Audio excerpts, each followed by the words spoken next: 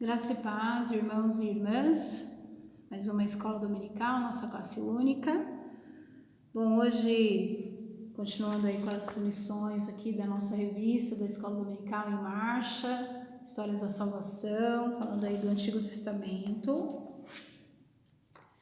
O tema de hoje é Fim do Reino, Fim do Reino Unido, Resistência Popular contra a Injustiça. Nós vamos fazer a leitura do capítulo 12 de 1 Reis, do 1 ao 20. E nós vamos começar aqui com uma introdução, que está aqui na revista, que eu achei bem interessante. Então, fazendo um contraponto até com o que a gente tem vivido atualmente no cenário brasileiro, né? E diz assim, a Bíblia é repleta de ações políticas, quer de libertação ou de opressão dos povos, no caso. A profecia surge como denúncia de atos políticos descomprometidos com o bem-estar comum, ou o bem-estar da sociedade. Por confundirmos política com política partidária, muitas vezes esse assunto nos desmotiva. Mas a consciência política é algo muito importante e é adquirida mediante a educação do povo. A política está ligada diretamente com a vida em sociedade e tem a função de ajudar as pessoas a se expressarem ao caos social. A divisão do reino de Israel foi um importante episódio na história do povo de Deus e foi um ato político de resistência popular contra um governo opressor. Então, nós vamos fazer aqui a leitura de 1 Reis 12 e começa assim: a revolta das 10 tribos de Israel. Roboão foi a Siquém, porque todo Israel se havia reunido ali para fazer o rei. Jeroboão, filho de Nebate, que ainda estava no Egito, para onde havia fugido da presença do rei Salomão, ouviu isso e voltou do Egito. Mandaram chamá-lo e ele veio com toda a congregação de Israel a Roboão para lhe dizer: o seu pai nos impôs um pesado jugo. Alivia a dura servidão de seu pai e o pesado jugo que lhe impôs, e nós o serviremos. E Roboão respondeu: vão embora e voltem daqui a 3 dias. E o povo se foi. O rei Roboão foi pedir conselho aos anciãos que haviam estado na presença de Salomão, seu pai, quando este ainda vivia, dizendo: como vocês me aconselham a responder a este povo? E eles disseram: se hoje o Senhor se tornar servo desse povo e o servir, e em resposta falar boas palavras, eles se farão seus servos para sempre. Mas Roboão desprezou o conselho que os anciãos lhes tinham dado e foi pedir conselho aos jovens que haviam crescido com ele e o serviam. E ele perguntou: o que vocês me aconselham? O que devo responder a esse povo que me pediu para aliviar o jugo que meu pai lhe impôs? E os jovens que haviam crescido com ele responderam: diga o seguinte, que se queixa do pesado jugo, que esse povo que se queixa do pesado jugo que o seu pai lhe impôs e que pede para que ele seja aliviado, diga o seguinte: o meu dedo mínimo é mais grosso do que a cintura do meu pai.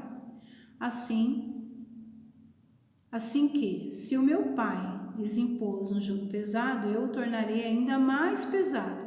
Meu pai castigou vocês com açoite, eu vou castigá-los com escorpiões. No 3º dia, Jeroboão e todo o povo foram falar com Roboão, como o rei lhes havia ordenado, dizendo que voltassem em 3 dias. E o rei deu uma resposta dura ao povo, porque havia desprezado o conselho dos anciãos. Preferiu agir segundo o conselho dos jovens, dizendo: meu pai lhe impôs um pesado jugo, mas eu o tornarei ainda mais pesado. Meu pai castigou com vocês com açoites, e eu vou castigá-los com escorpiões. Assim o rei não deu ouvidos ao povo, porque essa reviravolta vinha do Senhor para confirmar a palavra que o Senhor tinha dito a Jeroboão, filho de Nebate, por meio de Aías, o Silonita. Quando todo Israel viu que o rei não lhe dava ouvidos, reagiu dizendo: que parte temos nós em Davi? Não temos herança no filho de Jessé? As suas tendas, ó Israel, cuide agora de sua casa, ó Davi. Então Israel se foi às suas tendas, e quanto aos filhos de Israel, porém, que moravam na cidade de Judá, sobre os reinos de Roboão. Então o rei Roboão enviou Andorião, superintendente dos que realizavam trabalhos forçados. Porém, todo Israel o apedrejou e ele morreu. Mas o rei Roboão conseguiu abrir o seu carro e fugiu para Jerusalém.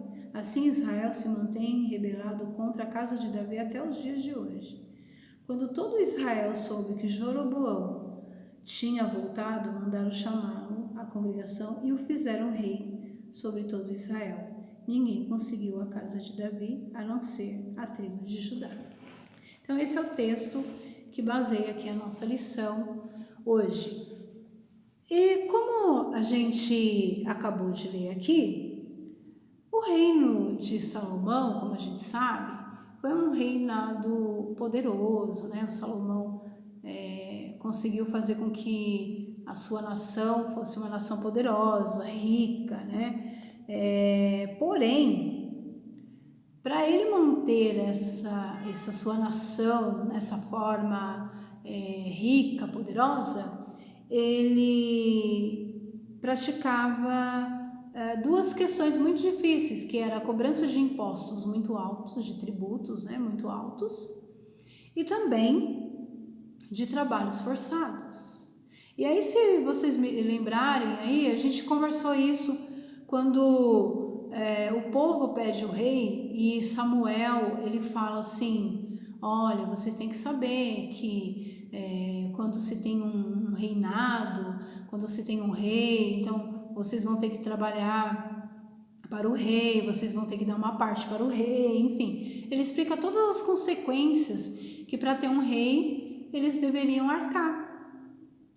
E poderiam ter reis bons, né, que não fossem opressores, né, mas poderiam ter reis maus. E dessa forma, o reinado de Salomão ele se impôs nessa natureza, né, de cobrando altos tributos e fazendo com que o povo fizessem os trabalhos forçados. E aí a gente vê que uma parte aí da nação não está contente com isso. E aí Jeroboão se levanta e vai até o rei Roboão, que era o rei, né, de todas as tribos ali, das 10 tribos, e vai até o rei e pede que ele reveja isso, né, porque está muito pesado, né, então... E a resposta dele, como nós lemos aqui, é que ele endurecer ainda mais, por ouvir lá os conselhos dos jovens, né? Não que jovem não possa ter conselhos bons, não é isso, mas ele não ponderou, né? Ele conversou com os anciãos, conversou com os jovens, eles tinham pensamentos bem diferentes, né, uns dos outros, e ele não ponderou, né, essa situação, e aí segue aqui essa questão, né? E aí a gente pode ver algumas das solicitações em que o povo pede e que Roboão despreza, né? Então, o povo estava aflito, né? Estava sofrendo, não tinha liberdade, estava sendo oprimido mesmo, né? Vivia nessa opressão. E aí, por conta dessa crise, né? Se levanta essa voz popular. Então, a gente vê aqui no texto que não foi só Jeroboão que foi até o rei, né? O povo foi até o rei. Então, isso era um clamor popular, né, contra essas injustiças. Então, eles foram até reivindicando lá uma possível melhoria. E aí a gente lembra dessa questão política, né? Da gente pensar no bem-estar de todos, né? Não no bem-estar de um grupo, não no bem-estar de algumas pessoas, mas no bem-estar de todo mundo, de toda a sociedade, de toda a comunidade, né? E é isso que eles vieram aqui pedindo aqui para Roboão. E Roboão, como a gente acabou de ler, ele não cede, ele, pelo contrário, ele diz que vai ser pior, né? E aí o povo acaba se rebelando e constituindo Jeroboão rei. A gente lê aqui no versículo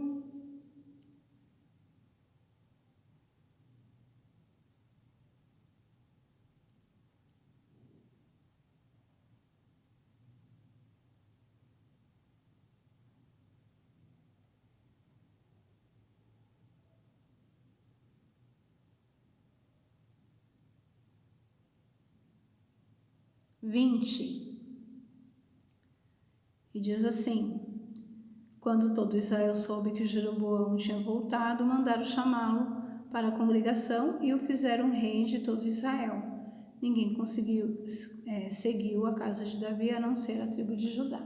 Então, eles constituem, né, Jeroboão rei deles. E aí, o que acontece? Jeroboão, ele toma algumas medidas políticas e algumas medidas religiosas. Então, para garantir a segurança do povo, né, do novo Estado, né, então eles decidem fixar uma residência para o rei. Então, Jeroboão ia ter um lugar fixo ali, e o local escolhido foi Siquém. Era um importante símbolo religioso para o povo, pois foi ali que em tempos passados uma grande assembleia dava início à formação de Israel. A gente leu isso lá em Josué 24. E posteriormente as tribos do norte decidiram pela libertação do jugo de Salomão. Então foi nesse local e aí eles decidem fixar a residência ali do rei ali naquele lugar. Essas são medidas políticas, né? Uma medida para que o reino ele se estabeleça. Medidas religiosas. As pessoas necessitavam cultuar a Deus. E o local destinado para isso, até então, era Jerusalém. Agora eles estão fora aí desse território onde está Jerusalém. A fim de que o povo não se dirigisse ao seu antigo território de adoração, Jeroboão criou um centro de culto. Então a gente tem a questão da igreja como um espaço físico para adorar a Deus, mas a gente sabe que hoje a gente tem acesso para buscar ao Senhor, adorar ao Senhor, onde quer que a gente esteja. Por exemplo, hoje a gente tem adorado ao Senhor, a gente tem louvado ao Senhor, a gente tem buscado ao Senhor, a gente tem estudado a palavra do Senhor em casa. E nós sentimos a presença de Deus ali em casa, a gente consegue cultuar ao Senhor. Claro, a gente sente falta dos irmãos, claro, a gente sente falta. Mas o espaço físico, ele não é tão importante como era nesse tempo. Nesse tempo, a presença de Deus, ela estava lá em Jerusalém com a arca. E aí o que acontece? Jeroboão falou assim: agora eles não podem mais ir a Jerusalém, então eu vou ter que arrumar um lugar para que eles possam adorar. E aí ele implementou algumas mudanças. A primeira delas, a criação de um novo símbolo sagrado. Já que em Jerusalém existe a Arca da Aliança, o símbolo da presença divina, Jeroboão estabeleceu bezerros de ouro para os cultos. Ele não tinha intenção de desviar a adoração de Deus, né, direcionando-a para a divindade bezerro de ouro, mas estabelecer um símbolo para que o povo, através dele, se dirigisse a Javé, tal como faziam com a arca. Porém, Jeroboão esqueceu um detalhe. A arca havia sido feita por ordem divina e não por vontade humana. Então, em momento nenhum, Deus falou para ele assim, olha, já que o povo agora não pode se dirigir a Jerusalém, está lá na presença da arca, então você vai fazer um outro símbolo. Deus não falou para ele em momento nenhum. Isso veio ali da sua constatação, da sua preocupação em que eles não pudessem ir mais a Jerusalém. E 2, a criação de 2 novos lugares para o culto, a fim de impedir as peregrinações lá para Jerusalém. Então, Jeroboão escolheu Betel para o culto, por ter sido este o local onde no passado o pai Abraão invocou a Deus, né? Onde Jacó teve o sonho lá da escada e onde as tribos consultaram a Deus. E pensando na tribo de Dan, que morava muito longe de Betel, o rei ainda escolheu a cidade de Dan como lugar de adoração a Deus. Então Dan e Betel ficaram localizadas respectivamente nos extremos norte e sul do reino de Israel. Então esse período aí do reino de Israel, então ficou aí nas suas extremidades para que as pessoas pudessem se locomover para adorar a Deus. 3. A criação de um novo sacerdócio. Então, Jeroboão ainda estabeleceu um novo sacerdócio fora das famílias aceitas para essa função. O próprio Jeroboão desenvolveu a função sacerdotal, algo que pela lei só deveria ser executado pelos descendentes da tribo de Levi. Então, a tribo de Levi eram responsáveis, por toda essa questão da adoração, do cuidado, do servir, e da questão sacerdotal, e ele mesmo se estabelece como aquele que ia fazer essa função. 4. Mudanças nas festas das colheitas. Então Jeroboão estabelece uma nova data, um novo local para a celebração da festa das colheitas. A festa que antes era realizada em Judá durante o outono passou a ser celebrada em Betel em outra data. Muitas foram as consequências dessas mudanças e a gente vai ver isso, nos próximos estudos, para a gente entender melhor o que tudo isso causou. Algumas delas vocês devem imaginar, as consequências, dessas mudanças, principalmente as religiosas. Então, a intenção de Salomão e de Roboão de favorecer lá o reino do sul, onde está, que no caso seria o reino de Judá, desestabilizou as estruturas política, social e religiosa de toda a região e fragmentou ainda mais a relação entre os reinos.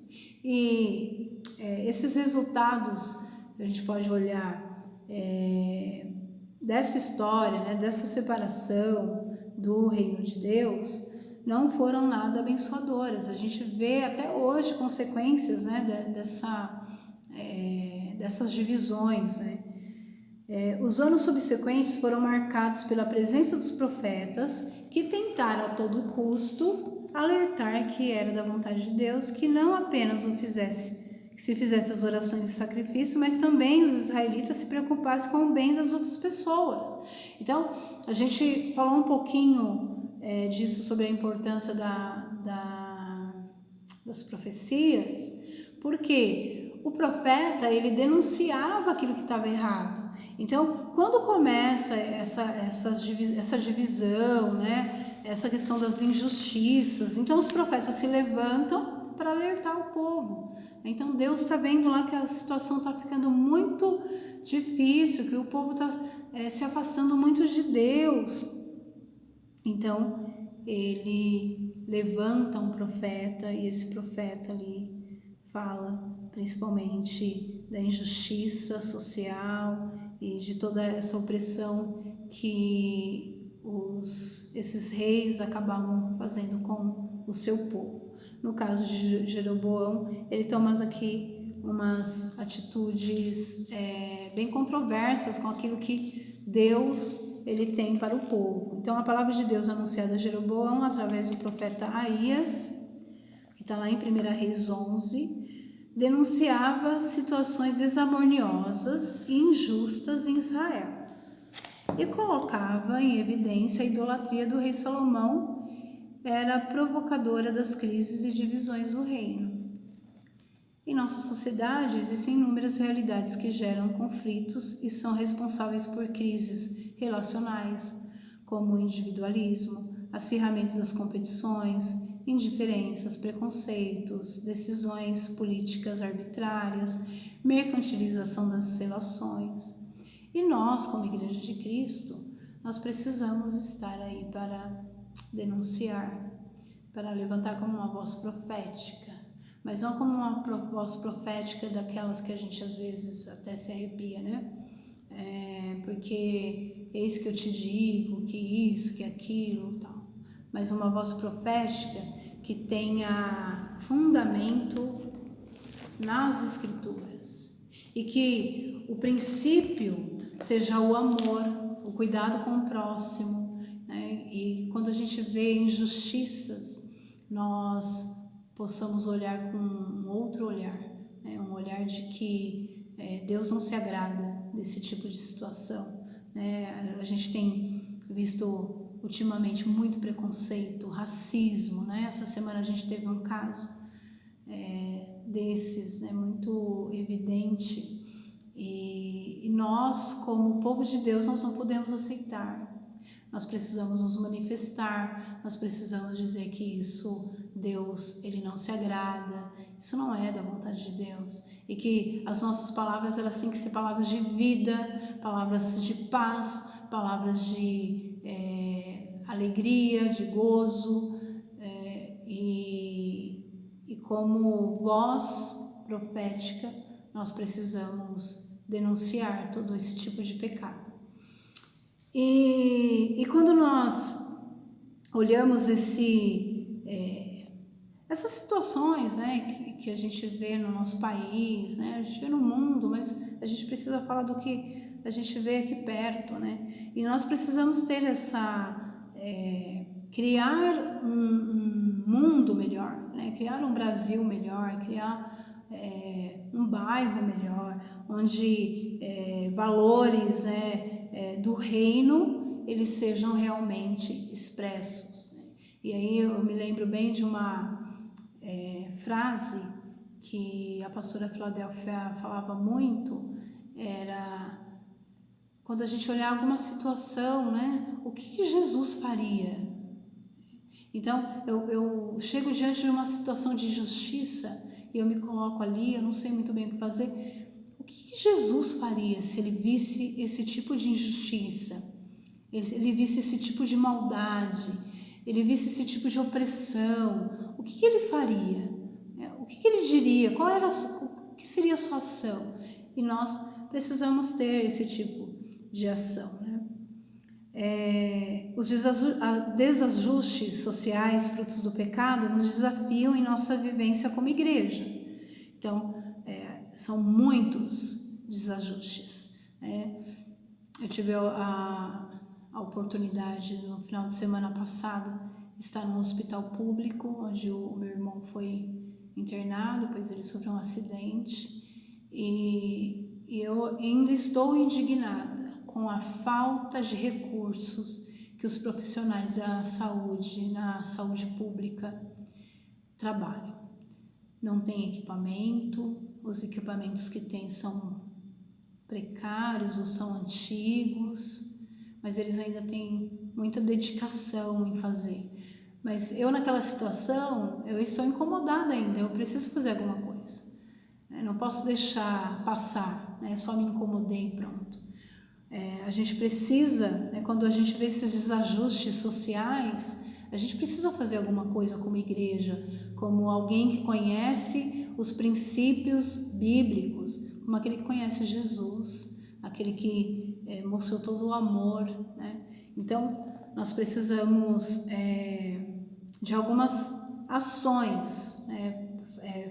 Tomar algumas atitudes. Não permitir que o orgulho e a soberba nos domine, como foi o caso lá de Roboão. Então, eu acho que isso que pegou muito, né? Os jovens falaram assim: não, você não pode fazer isso, que senão vão achar que você é um frouxo, se seu pai foi duro, você tem que ser mais duro ainda que ele. Então o orgulho fez com que Roboão acabasse não ouvindo, né, realmente aquilo que os anciãos tinham o aconselhado, né? Então, dessa forma, como igreja, a gente não pode fechar os nossos olhos, né, para essas pessoas que realmente necessitam, né? Não podemos ser orgulhosos, né? Achar que a gente está bem, então, né, o outro, cada um que corra atrás, né, para se ajudar. Não nos chamamos de donos e donas da verdade. A gente às vezes se coloca, né, numa posição e que às vezes a gente até afasta as pessoas, né? Porque é muito ruim quando a gente se coloca assim, olha, eu estou certo e você está errado. A questão do diálogo é muito importante, do respeito. Nós não somos donos e donas da verdade, recusando bons e sábios conselhos. Então a gente lembra aí, os anciãos deu um bom conselho para Roboão. Os jovens deu um mau conselho para Roboão. Então a gente tem que prestar atenção, né, naquilo que a gente ouve, né? Saber em quem a gente vai pedir um conselho, né? Em quem a gente pode confiar realmente, né? Saber que aquela pessoa, ela tem sabedoria, né? Que ela não é uma pessoa displicente, que não pensa, que não reflita, que não vejam as consequências, né? E a gente precisa tomar cuidado, né, com quem a gente se aconselha, né? E tentar aí buscar conselhos em pessoas que realmente têm algo para oferecer, né? Seja sábio. Roboão ouviu os jovens e essa história acabou dando em divisão e em toda essa problemática que a gente tem até os dias de hoje, né? E no texto aqui de 1 Reis 12, 20, olha, ninguém seguiu a casa de Davi, a não ser a tribo de Judá. Nossa, no 19, assim Israel se mantém rebelado contra a casa de Davi até o dia de hoje. E a gente vê isso nos nossos noticiários internacionais, como Israel e Palestina brigam até hoje e vão continuar brigando. Então, para a gente concluir, né, essa lição de hoje, a riqueza e soberba de Salomão e seu filho Roboão destoavam da simplicidade da vida dura do povo, o que levou à denúncia feita pelo profeta Aías, e aí a opressão praticada contra as pessoas desagradou a Deus, que através do próprio povo e do profeta começou a fazer justiça social, justiça racial, práticas humanas e solidárias, estão no centro do Evangelho de Cristo. Então isso a gente tem que ter no nosso coração, na nossa vida e nas nossas práticas. Essa é a mensagem libertadora que a igreja deve promover e anunciar. Os evangelhos revelam que Jesus fez opção pelas pessoas pobres, injustiçadas, necessitadas, impuras, excluídas, rejeitadas, menos valorizadas. Então, se a gente lê todos os evangelhos, a gente vê o amor de Deus através da vida de Jesus Cristo, seu Filho, por essas pessoas que precisavam, necessitavam. Jesus até diz, né? Quem que precisa de médico? São os doentes. E a Igreja de Cristo hoje, ela precisa, e quando eu falo igreja, eu me incluo nisso. A Igreja de Cristo hoje, ela precisa sair de si mesma. É fácil a gente ficar, né, na igreja, é gostoso a gente ter comunhão uns com os outros. Mas a gente precisa ir até as pessoas que necessitam. As pessoas estão sedentas. As pessoas precisam ouvir do amor de Deus, né? E nós somos essas pessoas. De igual modo, não podemos fechar os olhos para o apelo dessas pessoas. Deus se compadece das que sofrem e se mostra resistente a quem se recusa a ouvir o clamor dessas pessoas aflitas. O que tapa o ouvido ao clamor do pobre também chamará e não será ouvido. Está lá em Provérbios 21, 13. Então, quero deixar aqui, né, essa mensagem, né, de que nós precisamos repensar as nossas ações como filhos e filhas de Deus e lembrar desse texto como um texto onde as pessoas clamavam aqui por mudança, né, pois elas estavam sendo oprimidas.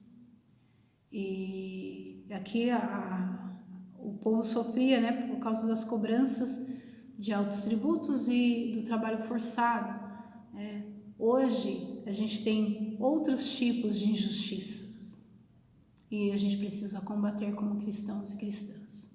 A gente pode orar, podemos orar, devemos orar, mas nós precisamos agir de alguma forma, né, trazendo a justiça de Deus, né, para esse reino aqui. Eu quero convidar você a baixar sua cabeça e a orar e pedir misericórdia ao Senhor pelas nossas ações, pelas nossas atitudes, ou talvez pela nossa falta de atitude. Amém? Senhor Deus, nós te damos graças, Senhor, te rendemos toda a honra e toda a glória. Nesse momento, ó Pai, eu quero te pedir, ó Deus, que nos ensine, Senhor, nos dê, Senhor Jesus, um espírito crítico, Senhor, para que quando nós nos depararmos com alguma injustiça, Senhor, nós possamos ser uma voz, Senhor Jesus, profética, Senhor. Uma voz, Senhor, que denuncia, Senhor. Uma voz, Senhor Jesus, que toma atitude, Senhor. Ó Deus, nos perdoa, Senhor, porque muitas vezes nós nos calamos, muitas vezes nós não agimos, Senhor, como nós deveríamos. Nos ensina a amar a cada dia, Senhor, principalmente aqueles que necessitam, Senhor, aqueles, Senhor Jesus, que estão precisando de Ti, Senhor. Ó Deus, muito obrigada, Senhor, por poder ter essa oportunidade de ouvir, Senhor Jesus, e de poder rever, Senhor Jesus, as minhas atitudes, Senhor. Em nome de Jesus que eu oro. Amém. Amém, irmãos. Um bom dia para vocês e até semana que vem, se Deus quiser.